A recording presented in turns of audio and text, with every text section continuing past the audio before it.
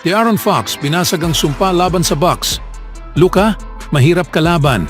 Chris Paul may sinabi kay Wiggins at Trayce Jackson-Davis bago ang laban sa Dallas Mavericks.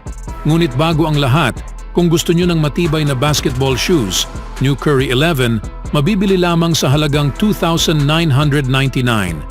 Click lamang ang link sa comment section or bisitahin lamang ang teffen.com for more high-quality shoes. Si De'Aaron Fox ay nagtala ng 29 points at tinalo ng Sacramento Kings ang Milwaukee sa 129-94 nitong Miyerkules ng araw sa NBA para sa kanilang unang panalo laban sa Bucks sa mahigit 8 taon. Ang Sacramento ay hindi pa nananalo laban sa Milwaukee mula pa noong February 1, 2016, kung saan ang 15 na sunod-sunod na pagkatalo ay ang longest losing streak para sa kahit anumang koponan. Sa tingin ko sa depensa kami nakagawa ng magandang trabaho, sabi ni Fox. Sa tingin ko dito namin napainit ang aming opensa. Siyempre, nakapuntos kami ng 130 points.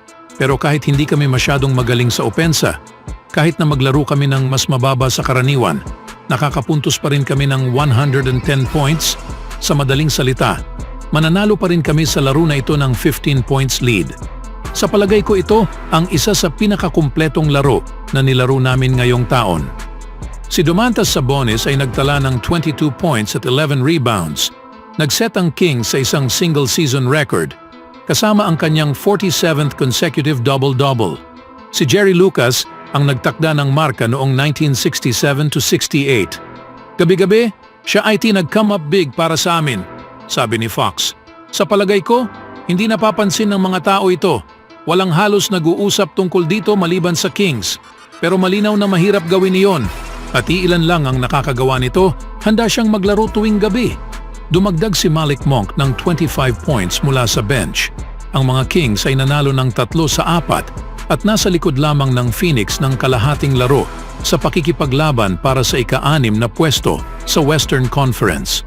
Si Giannis Antetokounmpo ay nagtala ng 30 points at 13 rebounds para sa Bucks, na umiskor ng 36.6% para sa laro at hindi na ipasok ang 32 of 39 mula sa 3-point range.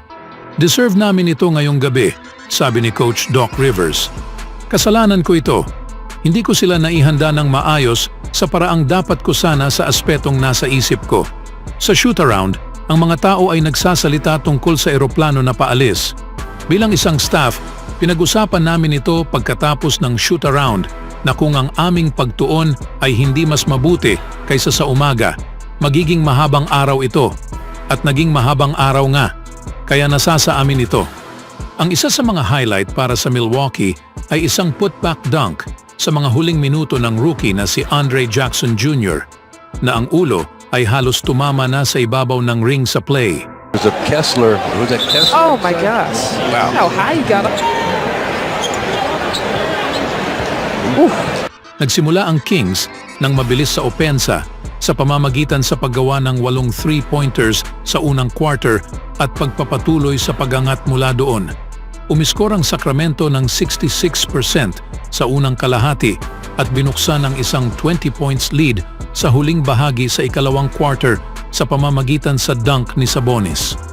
Ang mga Kings ay nangunguna sa 75-56 sa kalahati at nasa kontrol sa buong laro. Naging short-handed ang parehong teams na wala ang tulad ni Keegan Murray na absent sa laro para sa Sacramento matapos mapinsala ang kanyang left ankle noong isang linggo sa Houston at Chris Middleton na absent sa kanyang ika-15 games na magkasunod-sunod para sa Milwaukee dahil sa kanyang sprained left ankle. Sinabi ni Rivers na nagbabalik na sa pagsasanay si Middleton at malapit na itong bumalik.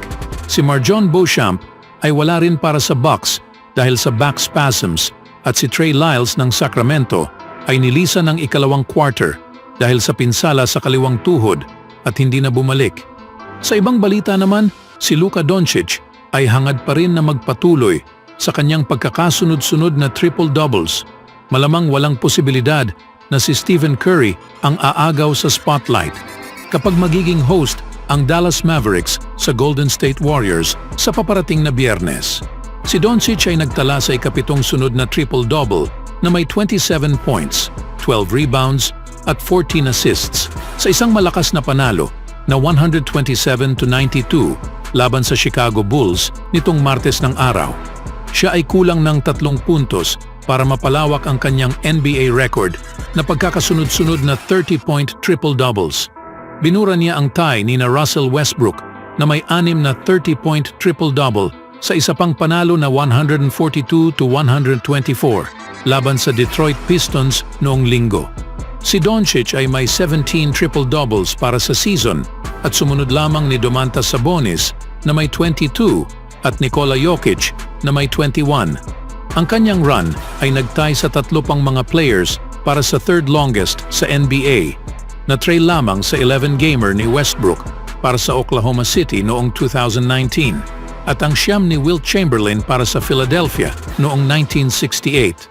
Ang 25-year-old ay kulang ng 2 rebounds para sa isang triple-double nang ang kanyang 39 points at 10 assists ay nagdala sa Mavericks sa isang 132-122 na panalo sa Golden State sa kanilang unang paghaharap noong December.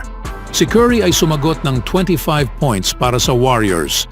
Ang 2 playoff hopeful sa Western Conference ay magtatagpo ng 2 beses sa loob ng 4 na araw sa April, isa sa bawat lugar. Si Doncic ay sumubok sa ikapitong sunod na 30-point triple-double noong Lunes bago umalis sa blowout sa ikakabuti na may 6:09 minutes ang natitira sa laro. Na-miss niya ang 3-point attempt na makakaabot sa kanya sa 30 points sa bawat isa sa huling 2 possession ng Dallas bago siya inalis. Ang coach ng Dallas na si Jason Kidd ay may pakiramdam na kailangan niyang gawin ang mahirap na desisyon na iyon sa huli. Si Luka ay bumubuo ng mga record at nagiging mahirap ito kapag gusto mong manalo ang laro. Sabi niya, tinutulungan mo rin at nirerespeto ang sitwasyon, kaya sinubukan kong makuha niya ang 30 dahil ito ay isang bagay na hindi pa nangyayari dati, gayon rin na hindi rin siya ilagay sa posisyon na ma-injury. Ang Mavericks ay nanalo ng 3 magkasunod matapos matalo sa 5 sa huling 6. Susunod nilang haharapin sa laro ang Golden State bago ang laban sa 2 pinakamagaling na koponan sa kanlurang konferensya, ang Thunder at ang Denver Nuggets. Para naman sa Warriors, naiwasan nila ang 3 magkasunod na pagkatalo nang makalusot sila sa San Antonio Spurs sa kanilang una sa 5 pagsubok sa season na ito sa 112-102 na panalo. Ang Spurs ay nanalo sa 126-113 sa Golden State noong linggo. Si Curry, na may sprain sa kanyang kanang bukong-bukong sa isang pagkatalo sa bahay laban sa Bulls, ay naka-schedule para sa isang re-evaluation ngayong araw. Inaasahan siyang magsimula sa practice sa Bay Area at sasama sa team sa practice sa Sabado sa Los Angeles. Ang Warriors ay dadalaw sa Lakers sa linggo. Si Chris Paul, na mayroong 24 points sa nakaraang pagkatalo sa Dallas, ay ang bumida sa panalo noong Martes sa San Antonio na may 19 points, 9 na rebounds at 8 assists. Pagkatapos, pinuri ng veteranong player ang kanyang kapwa-veterano na si Andrew Wiggins na dumagdag ng 16 points para sa pagsiklab niya para sa kanilang unang taon na pagsasama. Kung may 2 manlalaro sa Warriors na kailangang maglaro ng mas mahusay sa simula ng season, sila ay sina Chris Paul at Andrew Wiggins. Dahil sa mga dahilang iyon, tiniyak ni Paul na magbigay ng ilang salita ng karunungan kay Wiggins ngayong wala pa si Steph Curry. Sinabi ko kay Wiggs bago ang laro na kailangan naming parehong maging more aggressive, sabi ni Paul. Ako ay palaging ginagawa ang mga pick and roll at laging naghahanap ng may mapapasahan. Marami akong na-miss na shooting, ngunit tumama sa ilang mga pagkakataon. Pero sinabi ko rin kay Trayce Jackson Davis na kailangan niya laging mag-set ng screen kapag amin ang bola. Ang aming team ay iba kapag si Steph ay naglalaro. Kapag siya ay wala, kailangan naming mag-isip ng iba, ayon kay Paul. Ang sinabi ni Paul ay makakatulong kay Wiggins na magpatuloy sa pagiging agresibo laban sa Mavericks. Anong masasabi niyo mga kaibigan? Always do it on my own, so I gotta get through it. And the only thing I know is to love what I'm doing. Never give up, never slow, till I finally prove it. Never listen to the no's, I just wanna keep moving. Keep my head up when I act, head up, that's a fact. Never looking back, I'ma keep myself on track.